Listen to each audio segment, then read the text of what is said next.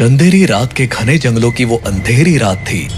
चारों ओर एक अजीब सा सन्नाटा पसरा हुआ था।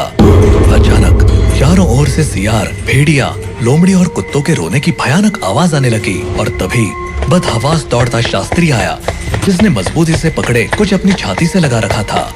उसकी सांसें फूल रही थी, पसीना बहे जा रहा था। उसने दौड़ते हुए पलटकर देखा, लेकिन गड्ढे में पैर पड़ने से वो गिर पड़ा और उसके हाथ से मोटी सी किताब भी छूट गई थी। शास्त्री जल्दी से संभाल कर उठा और किताब की ओर दौड़ा, लेकिन थम गया। उसने देखा अंधेरे में दो लाल आंखें उसे घूर रही थी। शास्त्री डर से चीख पड़ा, नहीं! शास्त्री की चीख गूंजते ही जंगली जानवरों ने रोना बंद कर दिया था। अगले ही पल चंदेरी के उस जंगल को सन्नाटे ने फिर से अपनी गिरफ्त में ले लिया था। अगले दिन चंदेरी में हंगामा सा मचा हुआ था। चंदेरी के लोग पुलिस के साथ मिलकर जंगल में शास्त्री को तलाश रहे थे।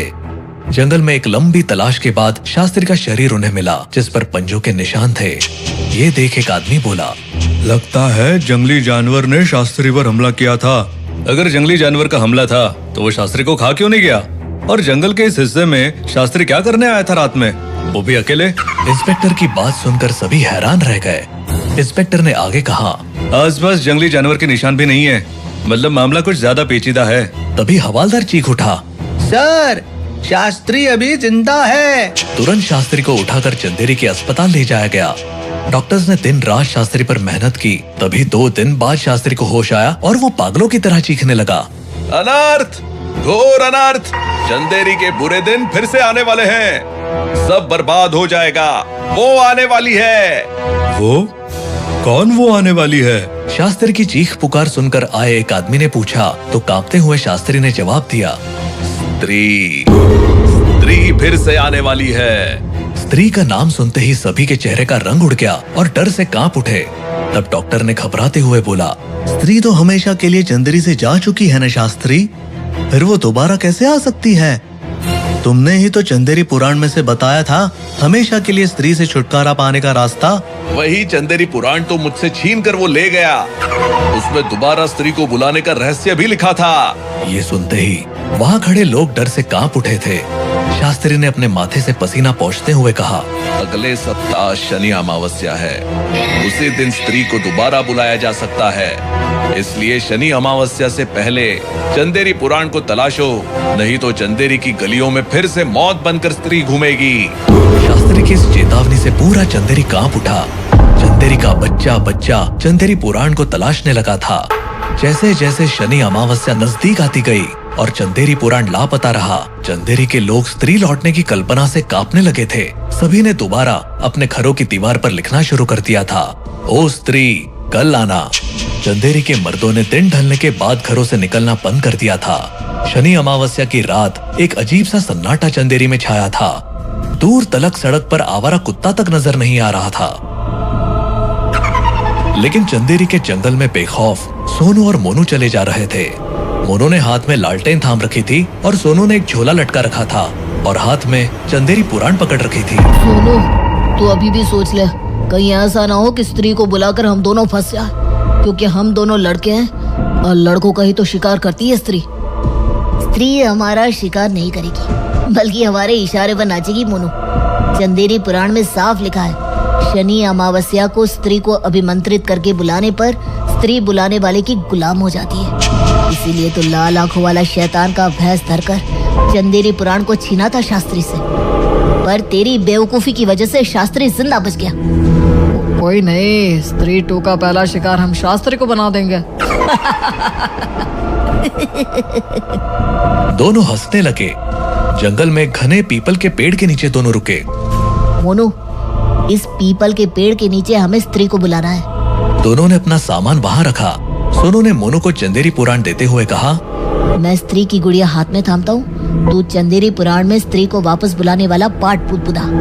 सोनू ने हाथ में स्त्री की गुड़िया थामी और उसके पीछे कुछ दूर मोनू चंदेरी पुराण में स्त्री बुलाने वाला पेज खोलकर खड़ा हो गया। तभी मोनू ने देखा लालटेन की रोशनी कम है। उसने चंदेरी पुराण वही रखा और लालटेन की रोशनी तेज करने लगा। तभी हवा का एक झोंका आया और कुछ पन्ने पलट गए। तभी सोनू बोला, अबे पढ़ना, क्यों टाइम खराब कर रहा है? मोनू ने तुरंत चंदेरी पुराण उठाई और उसे पढ़ने लगा। ये देखे बिना कि पन्ने पलट चुके हैं। मोनू पढ़ता चला गया। अचानक आसमान में तेज बिजली कड़की और सीधा सोनू की पकड़ी स्त्री की गुड़िया पर गिरी। सोनू और मोनू चीख पड़े, लेकिन हैरान रह गए क्योंकि इतनी शक्तिशाली बिजली गिरने के बाद भी सोनू को कुछ नहीं हुआ था। तभी वो दोनों देखकर हैरान रह गए कि सोनू के हाथ में जो स्त्री की गुड़िया थी वो किसी सर में बदल गई थी, लेकिन वो सर बालों से ढका हुआ था। मोनू खुशी से चीख पड़ा, सोनू सोनू, स्त्री हमारे हाथ में आ गई।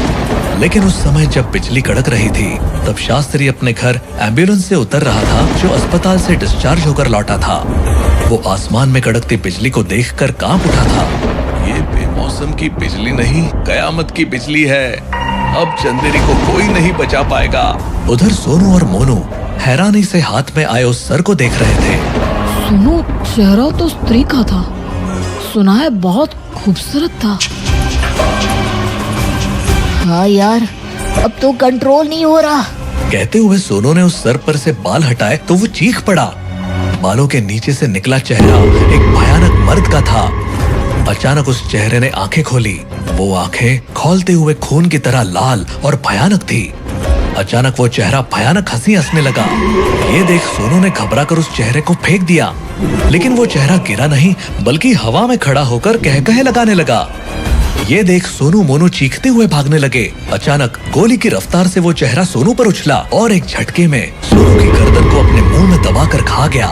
सोनू का सर कटा धड़ जमीन पर गिरा और ये देख मोनू ने वहाँ रखा लकड़ा उठा लिया और चेहरे की ओर दौड़ा। करीब आकर उसने लकड़ा चेहरे को मारा, लेकिन चेहरे से टकराकर लकड़ा मिट्टी की तरह बिखर गया। ये देख मोनू पलटकर डर से भागा, लेकिन चेहरे ने उछलकर मोनू की गर्दन को अपने मुंह में निगल लिया और मोनू को सर कटी लाश बनाकर पटक दिया। अगली रात से जो भी लड़की चंदेरी की गलियों में दिखाई पड़ती वो सुबह तक गायब होने लगी थी। लड़कियों का इस तरह गायब होने से चंदेरी में तहलका मच गया था, लेकिन सब हैरान भी थे कि लड़कों को गायब करने वाली स्त्री इस बार लड़कियों को क्यों गायब कर रही थी। इस बात का जवाब शास्त्री के पास भी नहीं था, लेकिन शास्त्री बोला, हमें जवाब को चंदेरी के जंगल में तलाशना होगा, जहाँ शनि अमावस्या की रात बिजली गिरी थी, क्योंकि किसी ने स्त्री को बुलाने की कोशिश की थी और अगर स्त्री आ गई तो अब वो बुलाने वाले की गुलाम है। हो सकता है उसी के इशारे पर स्त्री लड़कियों को गायब कर रही है। स्त्री के खौफ से डरे लोग अब जंगल में जाना ही नहीं चाहते थे, लेकिन चंदेरी के लोगों के पास अब रास्ता भी एक ही बचा था कि वो शास्त्री की बात को माने। इसीलिए चंदेरी के सारे लोग दिन के समय जंगल में उस जगह को तलाशने में जुट गए जहाँ बिजली गिरी थी। वो जगह तो नहीं मिली, लेकिन वो लोग उस पीपल के पेड़ के नीचे पहुँच गए जहाँ उन्हें 2 सरकटी लाशें सड़ते हुए मिली थी और वहीं एक जगह चंदेरी पुराण भी पड़ी थी। शास्त्री ने सबसे पहले चंदेरी पुराण अपने कब्जे में ली, फिर सरकटी लाशों को देखकर चंदेरी पुराण के पन्ने पलटे और वो खुद सिहर उठा। ये दोनों जो भी थे, इन मूर्खों ने स्त्री को नहीं बुलाया बल्कि सरकटा को बुलाया। वही इन दोनों का सर काट कर खा गया। सरकटा? अब ये सरकटा क्या है? सभी की जबान पर ये एक ही सवाल था, जिसका जवाब देते हुए शास्त्री ने बताया, सरकटा वो है जिसने स्त्री को स्त्री बनाया था।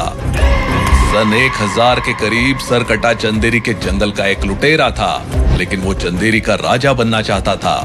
तब चंदेरी के राजा को युद्ध में हराना नामुमकिन था, इसलिए एक तांत्रिक की मदद से सरकटा ने एक वैश्या को उठा लिया था और उस तांत्रिक ने उस वैश्या को स्त्री में बदल दिया था। इसका काम था चंदेरी के नौजवानों को गायब कर देना। जिस दिन सारे नौजवान चंदेरी से गायब हो जाते, उस दिन लुटेरा सरकटा चंदेरी के रियासत पर अपना कब्जा कर लेता। जब स्त्री नौजवानों को गायब करने लगी, तब राजा को संदेह हुआ और फिर एक दिन राजा ने सरकटा का सर काटकर उसे मरने की जगह नरक में सड़ने के लिए भेज दिया।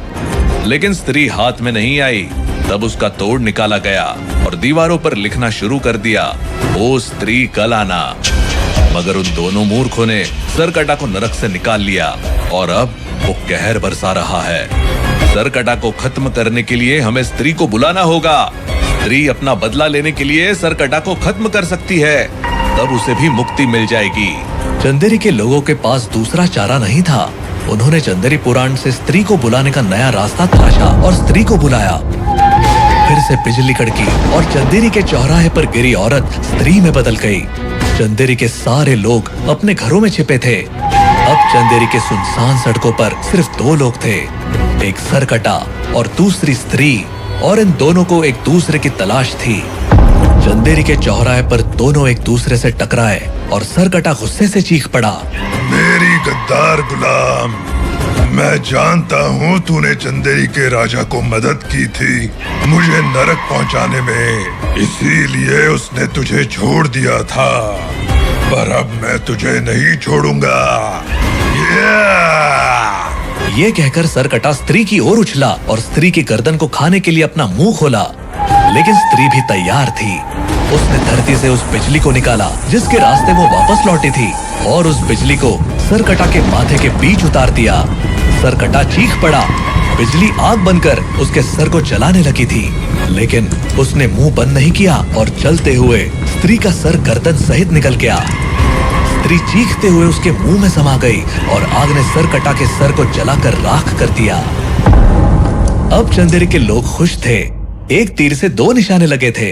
सरकटा भी गया और स्त्री भी खत्म हो गई। लेकिन शास्त्री ने चंदेरी पुराण को सुरक्षित छिपा कर रख दिया, क्योंकि चंदेरी पुराण में असंख्य राज छिपे थे जिनसे और भी बुरा हो सकता था।